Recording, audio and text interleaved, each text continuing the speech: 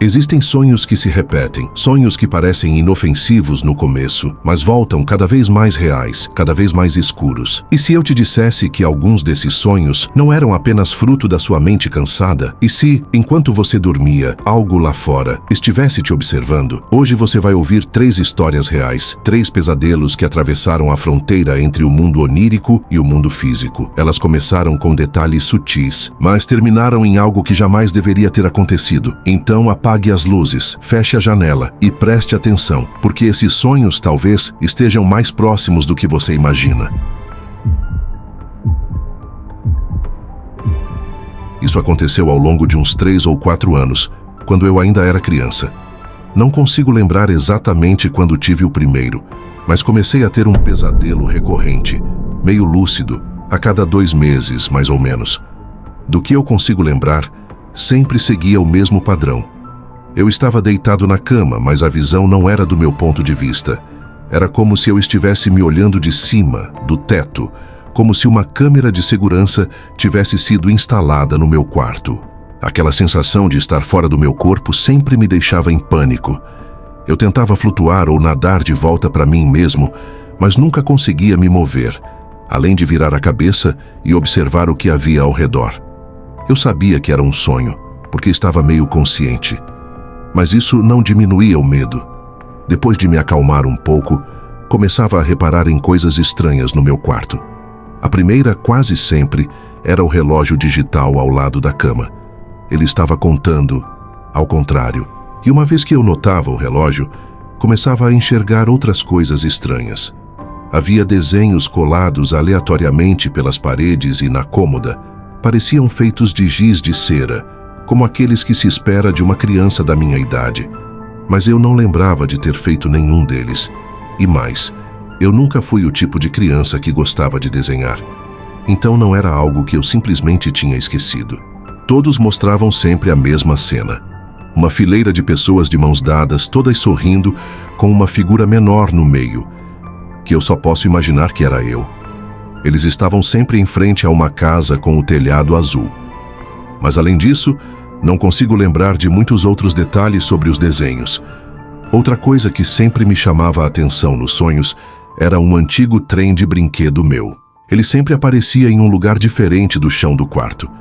E isso me assustava ainda mais, porque eu tinha perdido aquele brinquedo há anos. De qualquer forma, depois de observar o quarto por um tempo, surgia em mim um impulso estranho.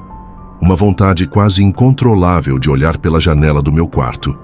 Eu virava o rosto e, como se fosse ensaiado, ele aparecia. Um homem, a poucos centímetros do vidro da janela. Ele tinha o cabelo grisalho curto e o que parecia ser um corte na têmpora esquerda. Sinceramente, é tudo o que consigo lembrar do rosto dele. Ele ficava me observando dormir por alguns segundos e então começava a arranhar o vidro, como se estivesse tentando abrir a janela por fora. Era sempre nesse momento que eu acordava.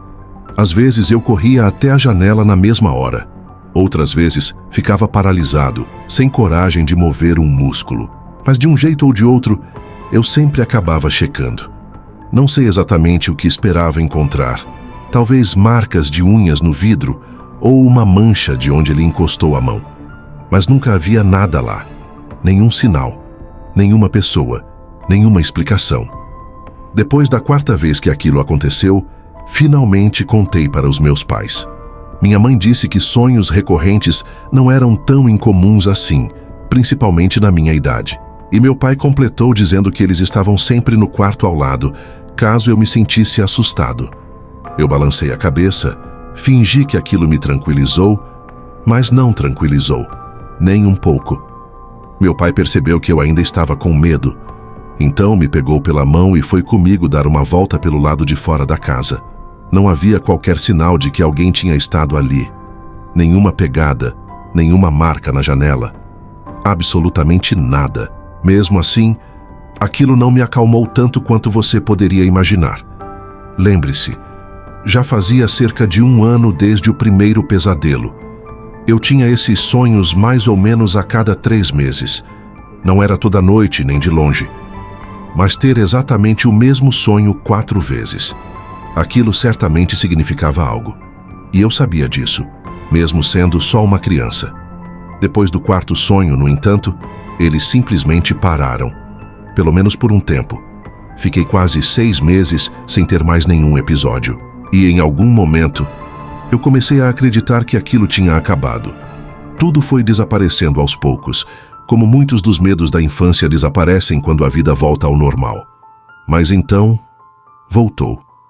Até hoje não faço ideia do que pode ter desencadeado aquilo.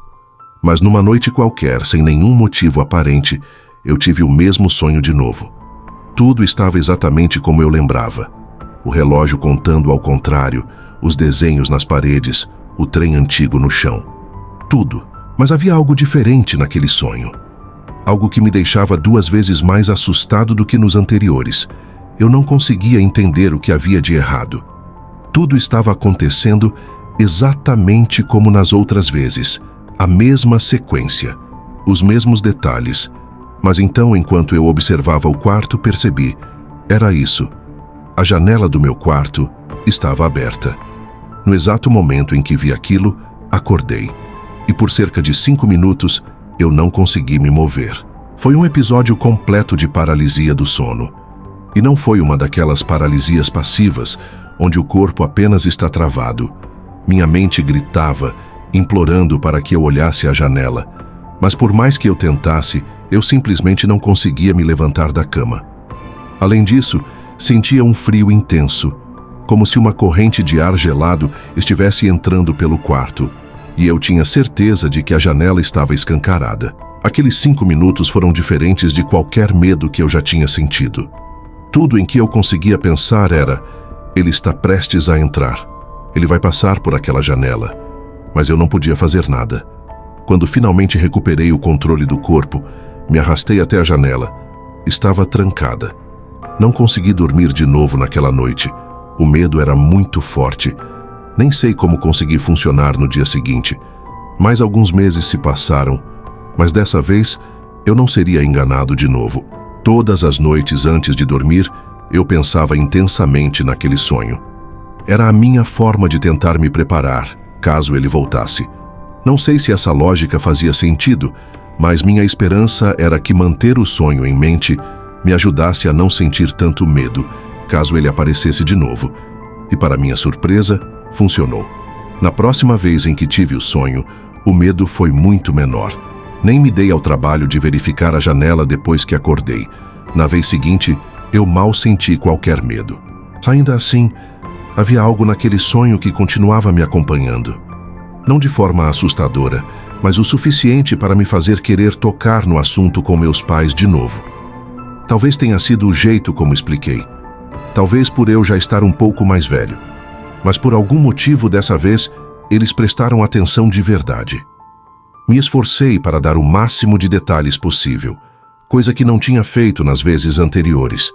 E quando comecei a descrever o homem, notei uma mudança sutil no comportamento dos dois. Nada muito dramático, mas perceptível. Especialmente quando mencionei o corte na testa dele.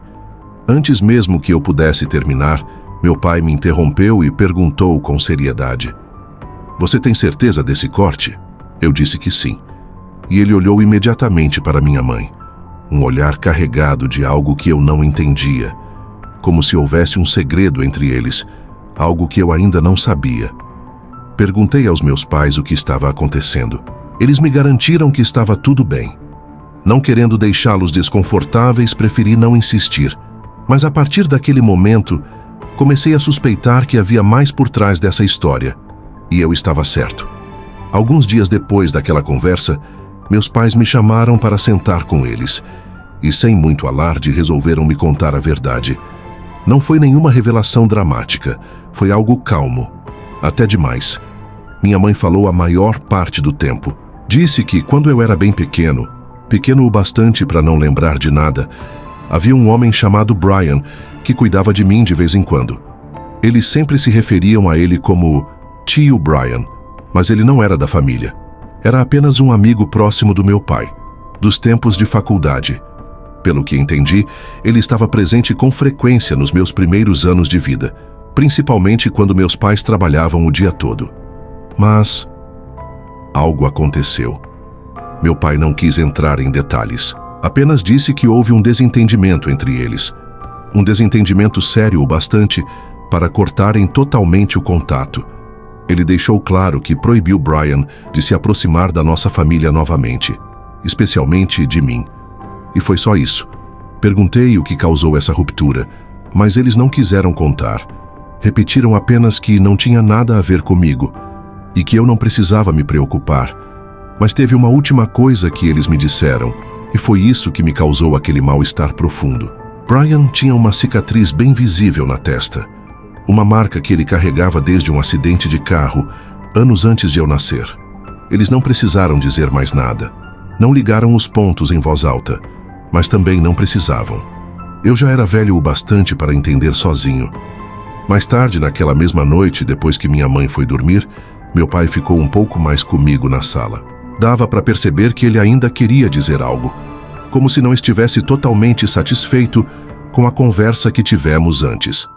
Após alguns segundos em silêncio, ele finalmente falou. Disse que tinha uma teoria. Segundo ele, meus sonhos poderiam ser uma forma do meu cérebro tentar processar algo enterrado bem fundo.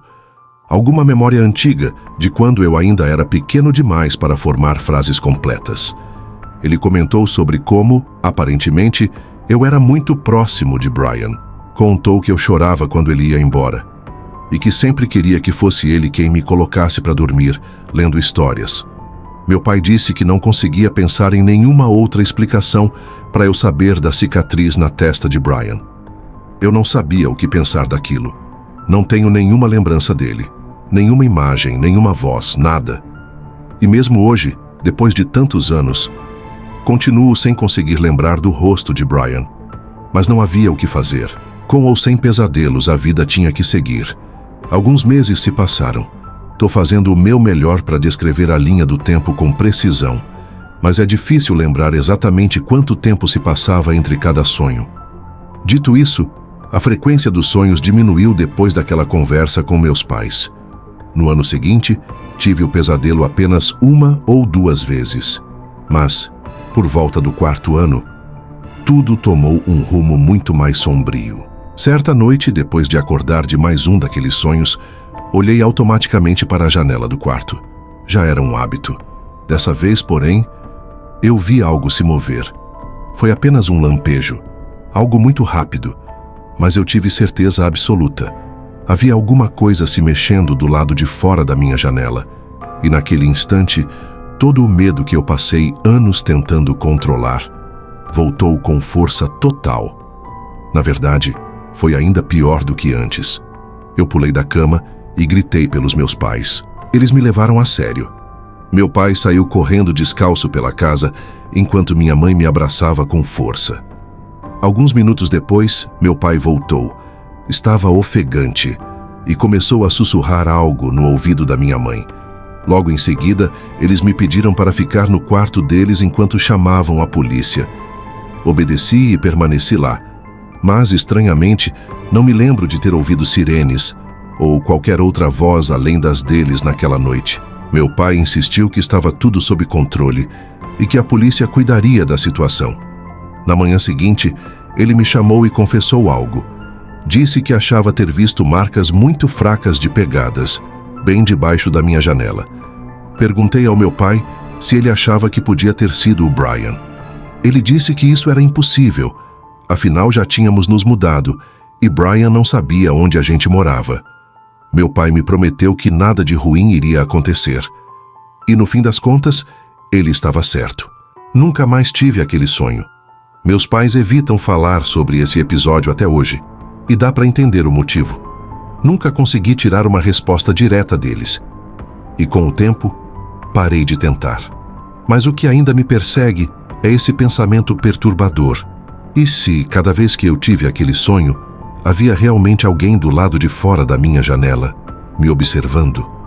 É mesmo plausível imaginar que alguém passou 4 anos me perseguindo de forma intermitente? Isso simplesmente não faz sentido. E, sinceramente, não sei o que é mais assustador. Se era mesmo Brian me observando, ou se era um completo estranho, e meu cérebro só associou o rosto dele por algum motivo inexplicável. E como isso foi parar nos meus sonhos? Pesquisei muito sobre o assunto. Até hoje não encontrei nada que explique isso com clareza.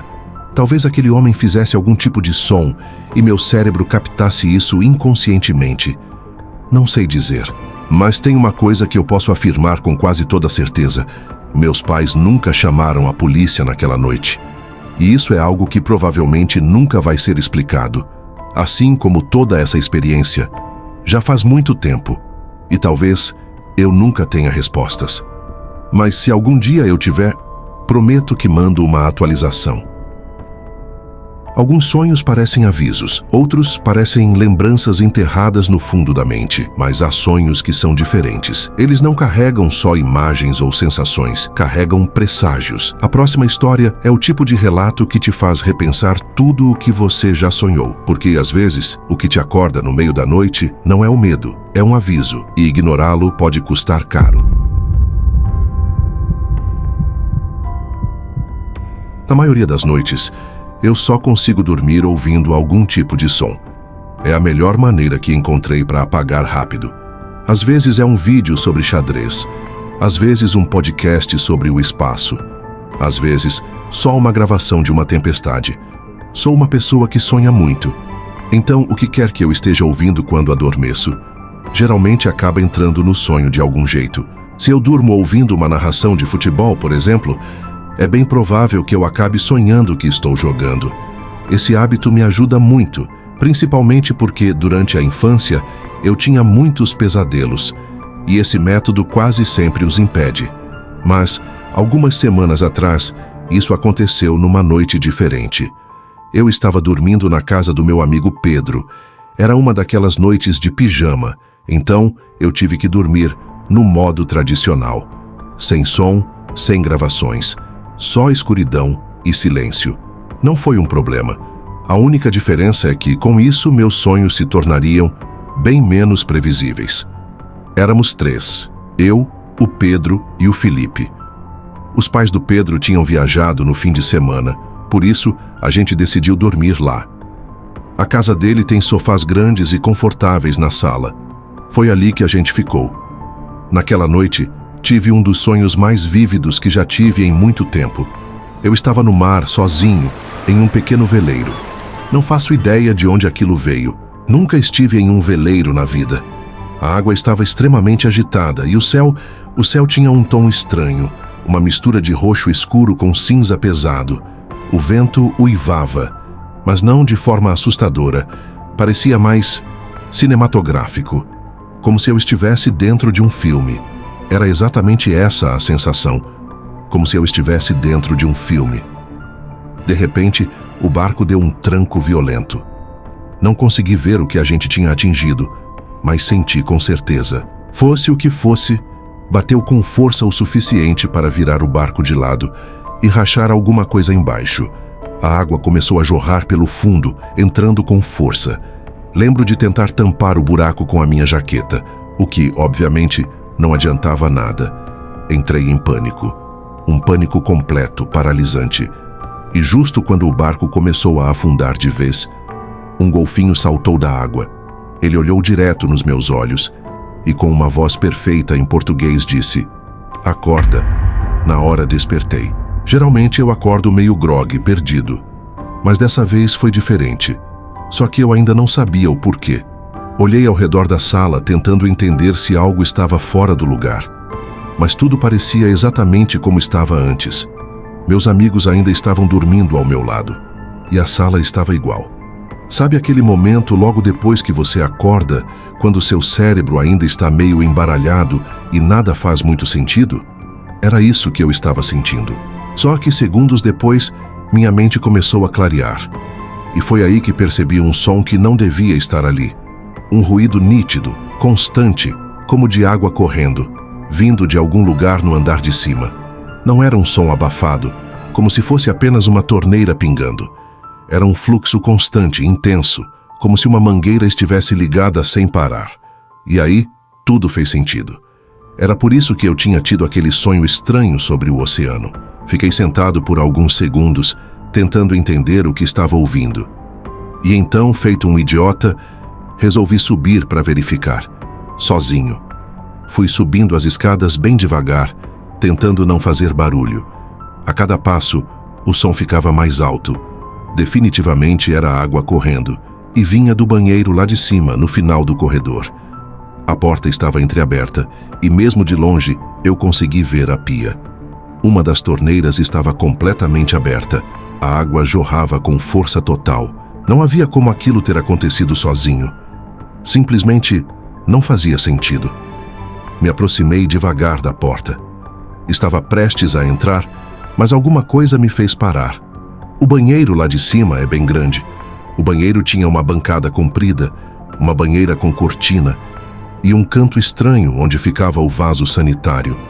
Vários pontos cegos, lugares onde alguém poderia facilmente estar agachado ou parado, bem atrás da porta. Senti um frio na barriga e arrepios por todo o corpo. Não sei explicar porquê, mas eu simplesmente não consegui entrar. Dei alguns passos para trás e desci as escadas correndo, decidido a acordar o Pedro. Sacudi ele com força e disse que tinha algo errado. No começo ele estava meio grogue e sonolento, mas o tom da minha voz pareceu romper a brisa do sono. Ele se sentou e perguntou o que estava acontecendo. Expliquei que a torneira do andar de cima estava aberta no máximo e que eu achava que tinha alguém dentro da casa. Aí, ele despertou de vez. Deixamos o Felipe dormindo no sofá e subimos os dois devagar, tentando não fazer barulho. Quando chegamos à porta do banheiro, Pedro nem pensou duas vezes. Empurrou a porta e entrou. Eu não estava preparado para o que aconteceu em seguida. Quase no mesmo instante, uma figura surgiu de trás da parede e avançou contra o Pedro, jogando ele no chão com tudo. Foi tão rápido. Tudo o que vi foi o Pedro caindo e um cara segurando um taco de madeira, como se fosse usá-lo para espancar ele até a morte. Não pensei. Só me joguei em cima do sujeito, tentando tirar ele de cima do Pedro. Nós dois pulamos em cima dele e começamos a lutar, tentando imobilizá-lo. Mas o cara era maior do que nós dois juntos. Foi um caos completo. Em meio à briga, o cara conseguiu se soltar. Empurrou a gente com força, jogou nós dois para o lado e saiu correndo em direção às escadas. Quando eu e Pedro chegamos à porta da frente, ele já tinha sumido. A polícia apareceu cerca de 30 minutos depois, mas, para ser sincero, não ajudaram muito. Eles descobriram que o ponto de entrada tinha sido uma janela no andar de baixo, que estava escancarada e aparentemente já destrancada antes da invasão. A família do Pedro não tem câmeras na casa, então não havia qualquer prova concreta para entregar. Os policiais disseram que provavelmente foi só um ladrão qualquer, um ataque aleatório. Mas eu e meus amigos pensamos bem diferente. Primeiro, porque um ladrão faria questão de fazer barulho abrindo uma torneira no máximo? Claramente aquilo era uma armadilha, uma distração para atrair alguém até o andar de cima. Mas, para quê? Qual era o sentido disso se a intenção fosse apenas roubar a casa? Essa parte nunca fez sentido, e é exatamente isso que me faz acreditar que as intenções daquele cara eram muito mais sombrias. Algo que até hoje eu não consigo explicar por completo. O Pedro está convencido de que quem invadiu a casa sabia que os pais dele estariam fora da cidade e que esperava encontrar apenas uma pessoa lá naquela noite: ele. Se isso for verdade, então só consigo imaginar que a intenção de quem invadiu aquela casa era muito pior do que um simples roubo. A pessoa que entrou ali provavelmente queria machucar ou até matar o Pedro. E para ser honesto, eu nem gosto de pensar no que poderia ter acontecido se eu tivesse entrado naquele banheiro sozinho. Se eu tivesse dado mais um passo, se eu não tivesse escutado meu instinto, talvez eu nem estivesse aqui para contar essa história. Às vezes o perigo se esconde atrás de um barulho, uma torneira aberta, um detalhe fora do lugar. Mas há momentos em que o medo vai além do que é visível. Ele se infiltra na mente, distorce a realidade e transforma o próprio ato de acordar em um pesadelo. A próxima história começa com um falso despertar, um daqueles sonhos que parecem reais demais para serem apenas sonhos. E quando a linha entre o sono e a realidade se apaga, você nunca sabe quem ou o que está realmente dentro da sua casa. Isso aconteceu numa sexta-feira à noite, há alguns meses. Os pais da minha namorada tinham planejado uma viagem de fim de semana. Algum tipo de comemoração de aniversário, acho. Então, naturalmente, a Ana me chamou para passar o final de semana na casa dela. Normalmente, os pais dela são bem rígidos. Dormir no quarto dela seria impensável em condições normais. Mas como eles estariam fora o fim de semana inteiro, achamos que não teria problema. Hannah mora em um daqueles bairros suburbanos em que todas as casas são praticamente iguais. Durante o dia parece tranquilo, mas depois das 10 da noite, aquilo se transforma num deserto. Um silêncio incômodo. Para ser honesto, aquele lugar sempre me causou arrepios quando preciso sair tarde. Por isso, só de pensar que eu poderia ficar ali dentro, sem precisar sair, já me senti aliviado. Cheguei por volta das 8 da noite, levei alguns lanches e a gente assistiu a um filme. O de sempre. O quarto da Ana fica no segundo andar, voltado para o quintal. E da janela dela dá para ver, ainda que mal, a linha densa de árvores que cerca o fundo do quintal. Eles quase não têm iluminação externa, então à noite tudo ali fora vira um breu absoluto. É como olhar diretamente para o vazio. A cama dela é tamanho queen, então tínhamos bastante espaço. Dava para nos esticarmos confortavelmente sem encostar um no outro. Vou pular os detalhes desnecessários. Em algum momento perto da meia-noite, desligamos a TV e acabamos pegando no sono.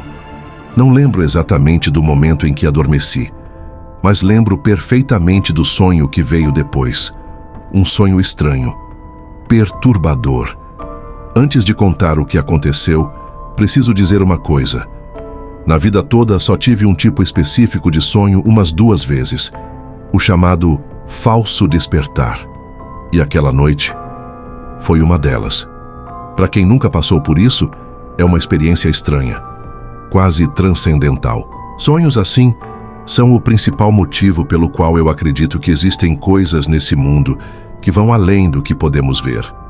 No sonho, eu acordei de repente com um som inconfundível, o barulho de uma porta batendo forte lá embaixo. Antes mesmo que eu conseguisse processar o que estava acontecendo, ouvi passos rápidos subindo as escadas. Sem pensar 2 vezes, saltei da cama com a intenção de interceptar quem quer que tivesse invadido a casa. Mas algo me impediu. O quarto da Ana estava exatamente igual a como deixamos antes de dormir. Cada detalhe estava no lugar certo, exceto por uma coisa. Um detalhe que até hoje consigo ver nitidamente na minha mente. Uma fina faixa de luz amarela escapava pela fresta embaixo da porta do quarto. Era só uma tira de claridade, mas por algum motivo eu não conseguia desviar o olhar. Toda a minha confiança, toda a coragem que senti ao saltar da cama, evaporou. Minha visão começou a se fechar, a se afunilar como se tudo ao redor estivesse sumindo, exceto aquela luz. E foi ali, fixado naquela fresta iluminada, que ouvi os passos chegarem ao topo da escada. Eles começaram a se aproximar, correndo direto para a porta. Mas eu não conseguia fazer nada. Estava paralisado. E então, o silêncio. Um silêncio opressor. Eu continuava hipnotizado pela luz debaixo da porta quando as vozes começaram. Primeiro era só uma, a voz de uma mulher. Ela dizia coisas horríveis sobre mim. Ofensas sobre minha aparência, minha forma de ver o mundo, meu futuro. Mas logo aquilo começou a ficar muito mais pessoal. Ela dizia coisas que ninguém poderia saber. Coisas íntimas, segredos que eu nunca contei a ninguém, nem para Ana. A voz começou a narrar momentos do meu passado. Coisas que eu disse, coisas que eu fiz. Coisas que nenhum estranho poderia saber, que nenhum estranho deveria saber. Uma voz virou 2, 2 viraram 3, e quando percebi eram dezenas, centenas, todas me atacando com as verdades mais sombrias, mais enterradas, mais vergonhosas da minha mente. Era como se os pedaços mais escuros do meu cérebro estivessem sendo arrancados à força e expostos, um por um, sob uma luz cruel. Eu não aguentava mais. Arranquei as cobertas de cima de mim, atravessei o quarto correndo e escancarei a porta, pronto para encarar seja lá quem estivesse me atormentando. Mas, no exato instante em que a porta se abriu, todas as luzes da casa se apagaram de uma vez. E eu fui engolido por uma escuridão total. As vozes cessaram. E o ar ficou gelado. Um frio cortante que ardia ao encostar na pele. Por um breve momento, tive a sensação de que havia entrado em outro mundo. Um lugar estranho, sombrio, distante de tudo que conhecia. Cambaleei de volta, desorientado, até encontrar a cama. Me enfiei debaixo das cobertas como uma criança de 6 anos, tentando me esconder do mundo. E então, eu acordei. Pelo menos foi o que eu pensei. Na verdade, ainda estava sonhando. Só não sabia disso. Sentei na cama devagar, ainda assustado, mas tentando convencer a mim mesmo de que o pesadelo tinha acabado. Mas o horror voltou assim que olhei para a porta do quarto. A mesma faixa de luz continuava escapando pela fresta. E foi nesse instante que ouvi de novo a porta lá embaixo batendo com força. E logo depois, os passos frenéticos subindo as escadas. Toda a sequência se repetiu com uma precisão angustiante. Os passos parando diante da porta, as vozes, cada detalhe. Era como se eu estivesse preso num ciclo infernal. E mais uma vez, corri em direção à porta, abri com força e fui engolido pela mesma escuridão gelada de antes. Quando finalmente acordei de verdade, meu coração estava disparado. Eu estava uns 75% certo de que dessa vez havia realmente despertado. Mas a confusão mental causada por aquele sonho dentro do sonho, aquele falso despertar duplo, me deixava sem chão. Fiquei alguns segundos sem entender nada. Foi só quando olhei para o lado e vi Ana dormindo profundamente, completamente alheia ao que eu tinha acabado de passar, que eu soube. Eu estava acordado. Dessa vez, de verdade. No meu sonho, eu nem tinha pensado em olhar para o outro lado da cama. Agora, acordado, comecei a relaxar. Mas quando me sentei e olhei em direção à porta do quarto, quase gritei. Ali, sob a porta, estava a mesma faixa de luz que eu tinha visto nos meus sonhos. Exatamente igual. A mesma imagem. Aquilo simplesmente não fazia sentido. Ana e eu estávamos sozinhos, e todas as luzes da casa deveriam estar apagadas. Por alguns segundos, eu apenas fiquei olhando, sem saber o que pensar daquilo, até que ouvi os passos, lá embaixo, claros como o dia. Alguém estava dentro da casa. Na hora entendi. Estávamos sendo assaltados. Sem pensar 2 vezes, peguei o celular discretamente e liguei para a polícia. Depois de explicar para a polícia o que estava acontecendo, fui na ponta dos pés até a porta do quarto, só para ter certeza de que ela estava trancada. Em seguida, voltei com cuidado até a Ana e a acordei suavemente, colocando a mão sobre a boca dela para que não fizesse nenhum barulho sem querer. Para minha sorte, ela não gritou, nem entrou em pânico. Apenas ouviu e entendeu. Foram alguns minutos que pareceram uma eternidade, mas finalmente ouvimos o som da polícia chegando. Tudo ficou barulhento lá embaixo. Os policiais arrombaram a porta da frente e começaram a gritar ordens. Um verdadeiro caos. Esperei até sentir que era seguro e então desci. Cheguei bem a tempo de ver 2 homens mascarados sendo colocados algemados dentro da viatura. Conversei um pouco com os policiais. Agradeci pela resposta rápida e depois voltei para o andar de cima. Já era tarde, mas os pais da Ana voltaram correndo da viagem assim que souberam do que tinha acontecido. E o mais curioso, eles nem ficaram bravos por eu ter passado a noite lá. Depois de ouvir tudo o que contei, na verdade eles ficaram agradecidos. Cerca de 1 semana depois, a Ana me ligou com mais informações. Os policiais contaram aos pais dela que os 2 homens presos haviam confessado. Disseram que tinham visto uma postagem no Facebook sobre a viagem dos pais e acharam que a casa estaria vazia. Por mais estranho que pareça, pensar sobre a invasão em si não me incomoda tanto. O que realmente não sai da minha cabeça é aquele maldito sonho. Consigo aceitar que o barulho da casa sendo invadida de algum jeito se infiltrou na minha mente enquanto eu dormia. Isso até faz sentido. Mas o que eu não entendo é o conteúdo do sonho. Hannah acha que eu tenho alguns demônios não resolvidos, escondidos em algum canto do subconsciente. Mas eu não gosto nem de considerar essa possibilidade. E tem outro detalhe que não consigo ignorar. Na posição em que eu estava deitado, não dava para ver a porta, nem de relance. E mesmo assim, a imagem que surgiu no meu sonho era perfeita, exatamente igual à realidade. Eu realmente não sei o que pensar sobre isso, mas aquela faixa de luz é algo que eu vejo o tempo todo. Consigo enxergá-la agora mesmo com perfeição. Nem preciso fechar os olhos. E isso é o que mais me incomoda. Não é como se ela atrapalhasse minha visão, mas está sempre ali, no fundo da mente, uma imagem persistente. Tenho quase certeza de que com o tempo isso vai desaparecer. Mas ao mesmo tempo, há uma parte de mim que teme o contrário, que essa imagem esteja marcada na minha cabeça para sempre. 3 histórias, 3 sonhos que tocaram a realidade, ou foram tocados por ela. A mente humana é um labirinto, e o sono é o corredor mais escuro dentro dele. Às vezes, sonhamos com coisas que não entendemos. Outras vezes, sonhamos com verdades que preferimos esquecer. Mas o que realmente assusta não é o que está no sonho, é o que atravessa dele, para o lado de cá. E você, já teve um sonho que parecia mais real do que a própria vida? Conte nos comentários, porque por aqui, a gente não sonha à toa.